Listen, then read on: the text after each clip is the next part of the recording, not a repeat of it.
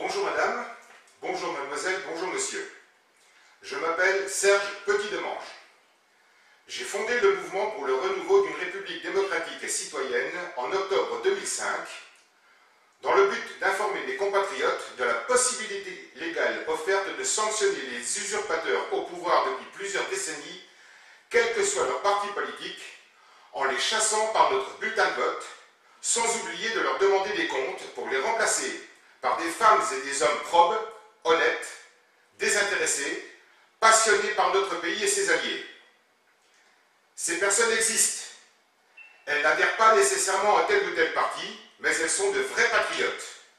Aujourd'hui, je lance un vif appel à mes concitoyens. Je ne sais pas si je réussirai, je ne sais pas s'ils seront entendus, mais au moins j'aurai essayé. Je continuerai de vivre la conscience tranquille, apaisée, en plein accord avec moi-même. Et ça n'a pas de prix. Il est bon toutefois de constater que grâce à la duplication de la première vidéo et de sa diffusion sur YouTube, des régions comme la Franche-Comté, le Nord-Pas-de-Calais, Rhône-Alpes, Provence-Alpes-Côte d'Azur comptent déjà plusieurs centaines d'adeptes en 3 mois seulement. Dans cette précédente vidéo, développant ces articles 1 et 9, je vous faisais part de l'existence de la solennelle et immuable déclaration des principes essentiels de l'ordre social et de la République, appelée aussi déclaration des devoirs de l'homme et du citoyen, complément indispensable de la déclaration des droits de l'homme du 26 août 1789. La solution existe, elle est écrite en toutes lettres. Vous pouvez entrer en possession de ce texte en historique et consensuel, salvateur, sur simple demande par courriel à mrrdc70 sans espace @aol.com. Voilà pour ce qui est des bases légales des actions du mouvement En Marche vers son destin pour le devenir de la France.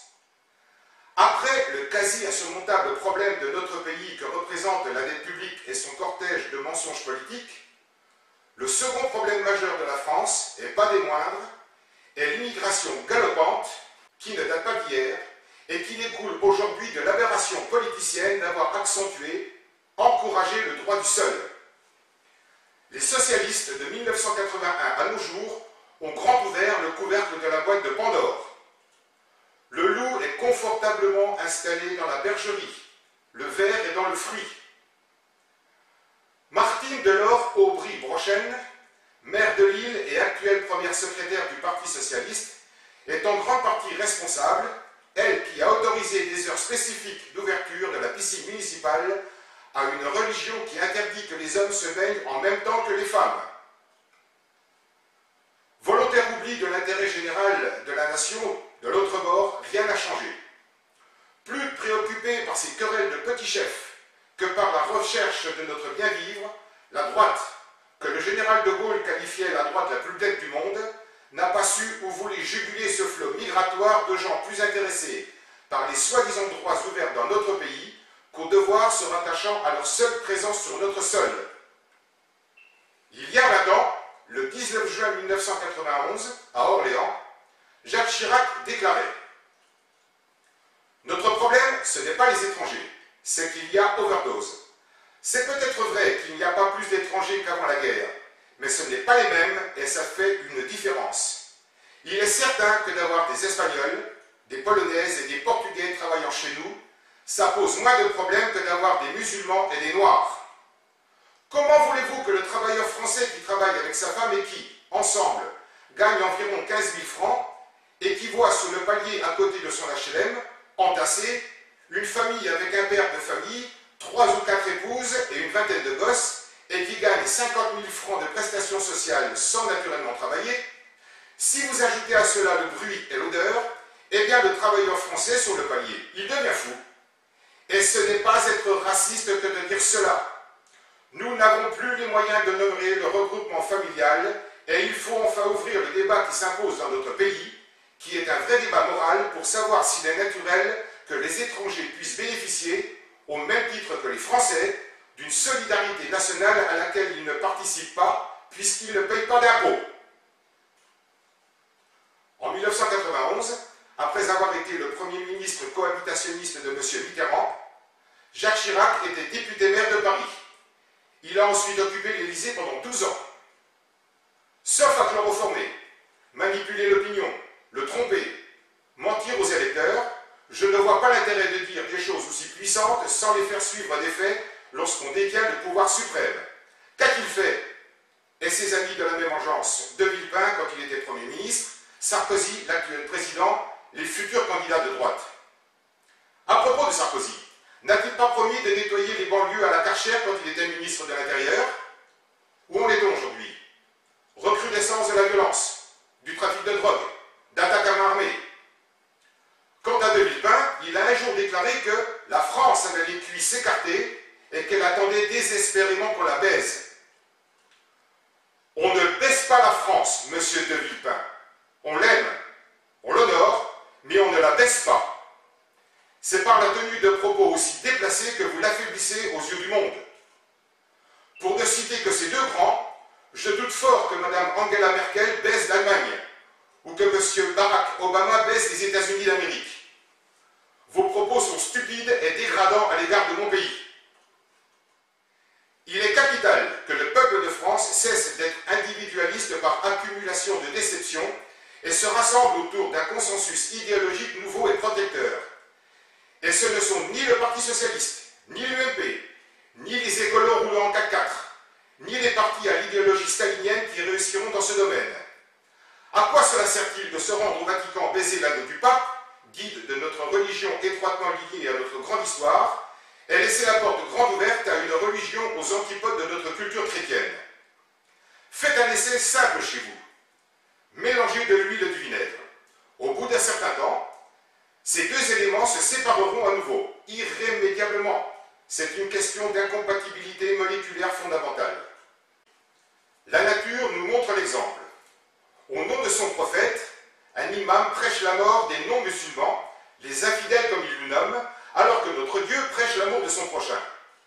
Quand je parlais d'incompatibilité fondamentale, il est devenu urgemment opportun de réfléchir à envisager une nouvelle approche de la loi socialiste de 1905 concernant la séparation de l'Église et de l'État. On dit la France est généreuse. C'est à la fois vrai et faux. C'est vrai quand elle vient en aide à des pays touchés par des catastrophes, naturelles ou non. Nous avons un savoir-faire reconnu et envié dans le monde entier. Pour preuve, et pas des moindres, sur la demande du roi d'Arabie Saoudite, l'intervention du GIGN lors de la prise d'otage à la Mecque en novembre 1979. Grâce à ces hommes d'exception, la France a libéré ce lieu saint de l'islam. Les terroristes étaient des musulmans saccageant, assassinant d'autres musulmans en prière au sein même du territoire sacré de leur propre religion. Ouvrons les yeux, prenons conscience que les territoires des autres religions sont à leurs yeux uniquement des territoires à conquérir. C'est faux, parce que le politique politiquement correct, incapable d'enrayer la machine infernale qu'il a lui-même construite, n'a pas demandé l'avis du peuple pour distribuer notre argent à des gens qui ne cotisent pas, qui ne payent pas d'impôts, qui procréent 4 fois plus que la moyenne nationale, qui perçoivent des allocations multiples et variées, non imposables, votées par ceux-là même que nous avons installés au pouvoir. A-t-on demandé l'avis des Français de sang sur ce point de soi-disant générosité des Français? Prenons conscience du fait que nous avons intellectuellement été trompés et réagissons vigoureusement. L'élection présidentielle de 2012 sera suivie des élections législatives. Nous allons élire nos députés, nos représentants pour voter les futures lois. Une chance est offerte de déposer dans l'urne la solution aux problèmes générés par l'incompétence, le laxisme, l'abus de pouvoir, la crainte de déplaire, de perdre ses avantages et privilèges. Qui n'a pas au moins une fois entendu parler du livre « Jamais sans ma fille » ? Dans leur culture, leur mode de vie, quelle que soit la position sociale occupée, chasser le naturel, il revient au galop. On nous ment quand on nous affirme que l'islam de France est un islam modéré. J'aimerais le croire, mais c'est en majeure partie faux. Dans le monde, des terroristes barbus se réclamant de l'islam, minoritaires pour l'instant, en décident autrement tous les jours en enlevant des innocents, en tuant aveuglément. Comment différencier un musulman honnête d'un assassin enturbané?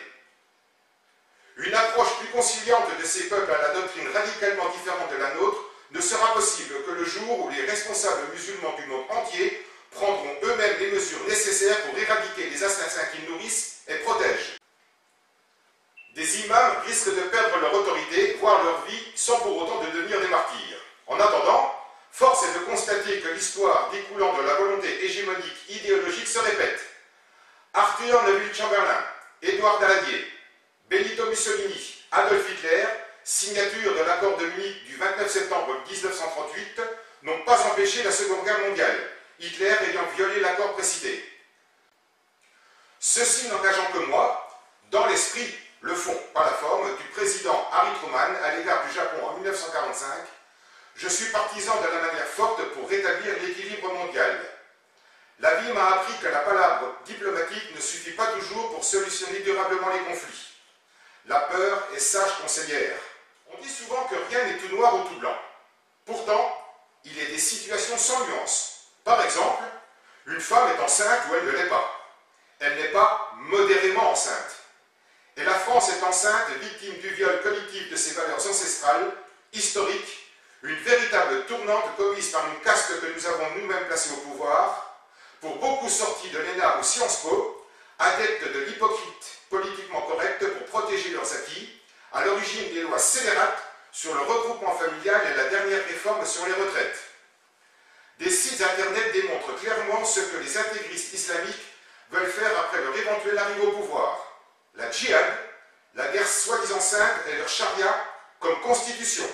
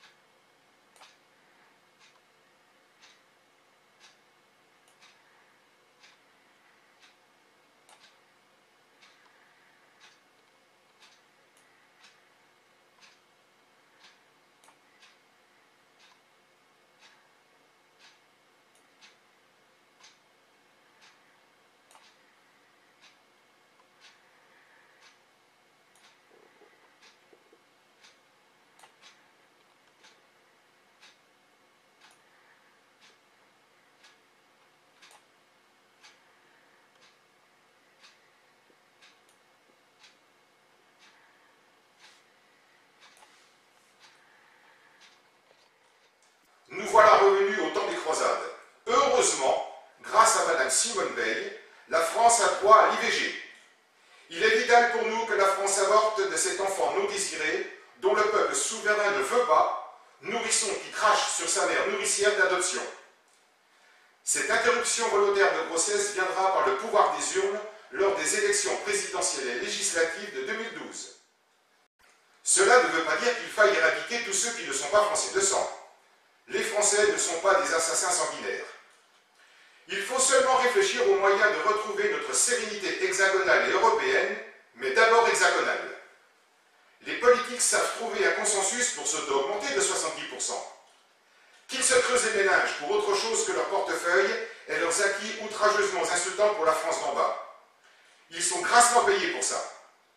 Si le mouvement pour le renouveau d'une république démocratique et citoyenne détient une part de pouvoir en 2012, que les actuels candidats sachent qu'ils devront revoir leur copie à la baisse s'agissant de leurs revenus et privilèges. Une piste à suivre, nous pensons que l'Afrique est un pays immensément riche, mais très mal exploité, au sens noble du terme. Il est vrai que pour l'exploiter, il faut travailler, et surtout ouvrir les yeux sur les pratiques locales.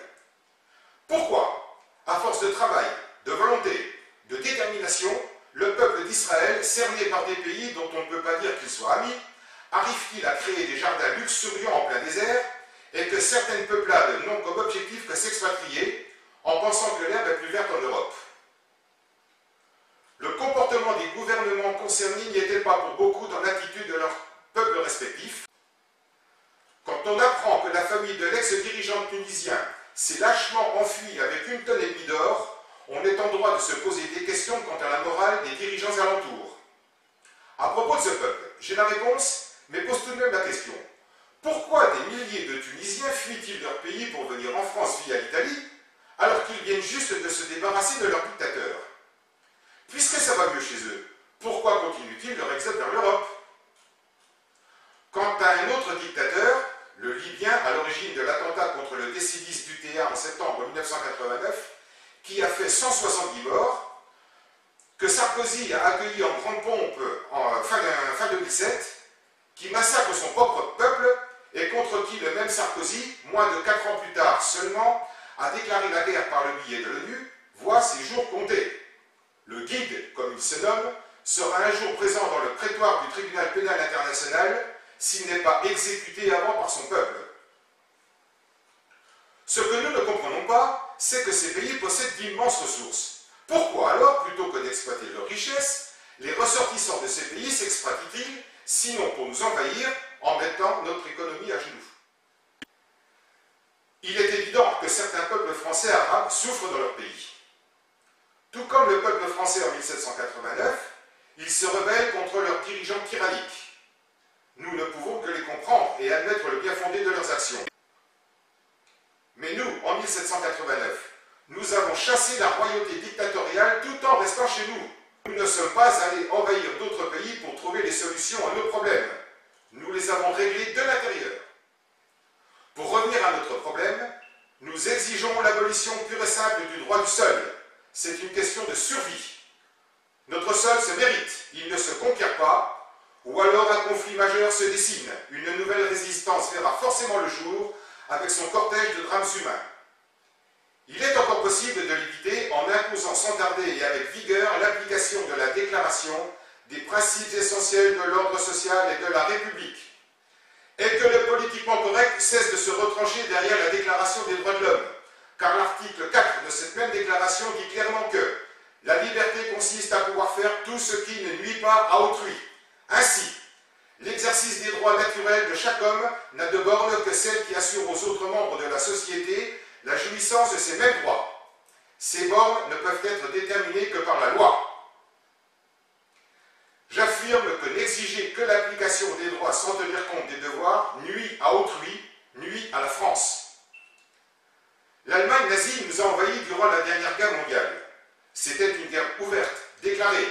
Aujourd'hui, une idéologie religieuse revancharde, manipulatrice, sanguinaire, qui vient de détrôner le protestantisme dans la hiérarchie des religions présentes en France, qui est en passe de devenir la première religion par le ventre des femmes, idéologie agressive, cruelle, si l'on en croit les photos que je viens de vous montrer, que la majorité du peuple français rejette, mais que nos gouvernants nous imposent sans demander l'avis du peuple souverain, en totale violation de notre propre constitution, profitent de la faiblesse de nos dirigeants pour tenter de s'emparer de notre territoire national.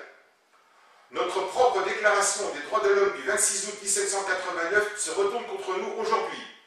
Ils l'ont parfaitement compris. Oui, nous sommes en état de guerre invasive non déclarée. Charles Martel et le roi Saint-Louis doivent se retourner dans leur tombe. Prenons exemple sur la Suisse qui n'hésite pas à demander l'avis de ses citoyens sur des problèmes cruciaux, les minarets par exemple. La réponse du peuple suisse fut sans appel. Ce fut non. J'ai une relation très courtoise avec une famille d'origine arabe. La carte d'identité française des parents date de plus de 30 ans. Nous discutons quelquefois de la situation. Ils me disent de comprendre quand je leur rappelle les exactions commises par des Arabes sur d'autres Arabes pendant la guerre d'Algérie. Les indépendantistes du Front de Libération Nationale, le FLN, qui à l'époque haïssaient la France, mais qui aujourd'hui viennent s'y faire soigner, adoptent ma nationalité, menaçaient d'autres Algériens de mort s'ils n'utilisaient pas les liens amicaux qui les liaient avec des Français de pieds noirs aux fins d'attentats meurtriers contre ceux-ci. La trahison ou la mort. Pour beaucoup, ce fut la valise ou le cercueil. Le gouvernement français de l'époque n'est pas sorti grandi concernant son attitude vis-à-vis des harkis. Afin que cette décision soit une décision responsable, nous exigeons la tenue d'un référendum national, voire européen, sur la question.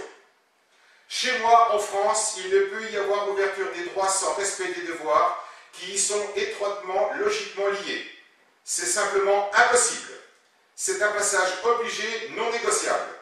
Son non-respect doit immédiatement entraîner l'expulsion pure et simple, familles ascendantes et descendantes comprises, manu militaris si nécessaire. Nos prisons sont encombrées par plus de 50% d'immigrés que, n'ayant plus peur des termes, nous logeons et nourrissons officiellement à nos frais, mais malheureusement après leurs forfaits commis, souvent liés à des crimes de sang et le commerce de la drogue. Chez moi, en France, les fillettes ne sont pas excisées, ni mariées de force à 10 ans. Comme partout ailleurs, si l'adultère existe, depuis la nuit des temps, la polygamie, elle, y est interdite. Chez moi, en France, ma mère, ma femme, ma sœur, ma fille, ma cousine, mon ami, ma voisine se déplacent à l'extérieur à visage découvert. L'école y est majoritairement laïque. Nous autres Français de sang, nous considérons le porc comme étant un animal sain autant que le mouton. Et qu'il cesse de nous mentir. Le port de la burqa n'est pas une pratique religieuse, mais un avilissement de la femme. Leur imposer le voile sous prétexte de l'application d'une doctrine arriérée, alors que nous œuvrons pour une plus grande parité homme-femme, est un comportement rétrograde illégal. Tous nos gouvernants qui se sont succédés au cours de la Ve République ont, crescendo, livré sans combattre notre pays à un insidieux ennemi de notre démocratie. Force est de reconnaître que la majorité de cet ennemi des démocraties occidentales est issue du continent africain. Pourquoi? Dans quel but? Il est malheureusement bien réel que nos responsables politiques se sont montrés plus préoccupés par leur carrière et pour certains leur portefeuille que faire montre de courage, une vertu première qu'on était en droit d'attendre d'eux, eux en qui nous avons cru, eux que nous avons portés à la direction des affaires par notre bulletin de vote. Par crainte des désavoués, par lâcheté devant une religion manipulatrice, hégémonique, sournoise, aucun n'a osé demander l'avis du peuple souverain qu'est le peuple de France, souverain signifiant, suprême, qui décide en dernier ressort, qui décide de son sort, et non qu'on le lui impose. Pour ma part, je refuse que Notre-Dame de Paris, le Mont-Saint-Michel, le Sacré-Cœur à Montmartre, Notre-Dame de Lourdes, la cathédrale de Reims qui a vu le baptême de Clovis, premier roi à se faire baptiser chrétien, ou plus simplement l'église de mon village, deviennent un jour prochain une mosquée dédiée à la victoire d'Allah sur les soi-disant infidèles que nous sommes à leurs yeux. Je refuse que mon hymne national soit sifflé. Je refuse qu'un sportif se signe islamiquement avant son entrée sur un terrain de sport situé sur le territoire de ma République. Ce signe ostentatoire d'appartenance à une religion doit être interdit, tout comme des familles d'origine islamique ont, au nom de la laïcité, dernièrement imposé l'enlèvement des sapins de Noël dans les écoles de ma République. Je refuse que des rues entières soient interdites à la circulation le vendredi. C'est une entrave à la liberté de circuler, une occupation illicite du domaine public et un autre signe ostentatoire. Il n'est pas nécessaire de se réunir en masse pour prier, pour se rapprocher de son Dieu. Ces réunions publiques sur le domaine public sont ni plus ni moins qu'une provocation envahissante de plus. Je refuse que le drapeau de mon pays, tout comme celui de tout autre pays, serve à s'essuyer les fesses. Je refuse qu'une économie parallèle, issue de commerces illicites, celui de la drogue particulièrement, serve à avilir notre jeunesse. Je refuse que des étrangers en âge d'être à la retraite perçoivent une allocation de plus de 700 € par mois, plus de 1 200 € pour un couple, sans jamais avoir cotisé au pays le moindre impôt, alors que des centaines de milliers d'agriculteurs, de petits artisans qui, eux, ont cotisé toute leur vie, n'arrivent pas mensuellement à cette retraite. Je refuse que le blanc de mon drapeau comporte un jour prochain un croissant islamique en inclusion imposée, comme je le vois déjà sur Internet. Quand un responsable politique à qui mandat a été confié agit contre l'intérêt du peuple, le peuple doit le sanctionner sur le champ en le destituant. Je ne serais pas étonné que l'armée soit un jour prochain appelée à intervenir pour libérer le pays intramuros. C'est d'ailleurs son rôle premier, défendre et protéger son territoire. Au nom de la sacro-sainte liberté, nous sommes déjà engagés sur des territoires d'opérations extérieures. Nous devrons bientôt agir pour notre liberté hexagonale et européenne en danger de mort. En vertu de la déclaration des principes essentiels de l'ordre social et de la République, qu'il soit bien compris que le mouvement pour le renouveau d'une République démocratique et citoyenne sera le vecteur de la révolte contre toute violation, contre toute atteinte à l'honneur de la France, contre toute ambition autoritaire étrangère à son égard, quelle qu'en soit l'origine. Ce n'est pas une menace, mais une promesse solennelle. L'histoire retiendra les noms et les faits. Certains sont déjà gravés dans la pierre du déshonneur et de la honte. 2012 sera une année fondamentalement capitale pour l'avenir de notre pays, pour notre démocratie, pour la France. N'y replaçons pas à la gouvernance exécutive et législative des gens qui nous ont menti et continuent de nous mentir, prisonniers d'un système pervers. On peut ne pas être d'accord avec nos idées, mais on n'a pas le droit de laisser la France dans l'état où elle se trouve sans réagir de manière patriote. Que chacun dorénavant se détermine. Il est parfaitement possible de vivre en harmonie avec d'autres pays sans pour autant rechercher à imposer nos convictions religieuses, culturelles, commerciales, politiques, ni accepter de se laisser imposer les leurs. Celles et ceux convaincus, nous leur demandons simplement de copier cette vidéo et de la distribuer autour d'eux ou de diffuser l'adresse de YouTube dans leur réseau. Nous avons tous de la famille, des amis aux quatre coins de la France, départements et territoires d'outre-mer compris. Je tiens à cette précision. Si chacun d'entre nous grave ou fait graver cette vidéo en 2 exemplaires seulement et la distribue dans la semaine qui suit et ainsi de suite, c'est plusieurs millions de nos compatriotes qui en prendront connaissance avant les élections de 2012. Autant dire, puisque nos dirigeants n'ont pas eu le courage d'organiser un référendum sur la question, nous pèserons que vous pèserez un poids considérable sur les futures décisions à prendre pour sauver notre pays de sa disparition programmée, encouragée par la faiblesse. Vox Populi, Vox Dei. Prenons la parole pour nous faire entendre et comprendre, de force s'il le faut. Les élections présidentielles et législatives de 2012 peuvent s'apparenter à un référendum. Pour ou contre cet hypocrite système actuel et ses simagrées. Une attitude courageuse, volontaire, loyale, patriote peut encore changer le cours des choses. Vous pouvez joindre le mouvement par courriel à sans espace mrdc70@aol.com. J'ai foi en vous et vous donne rendez-vous en 2012. À très bientôt.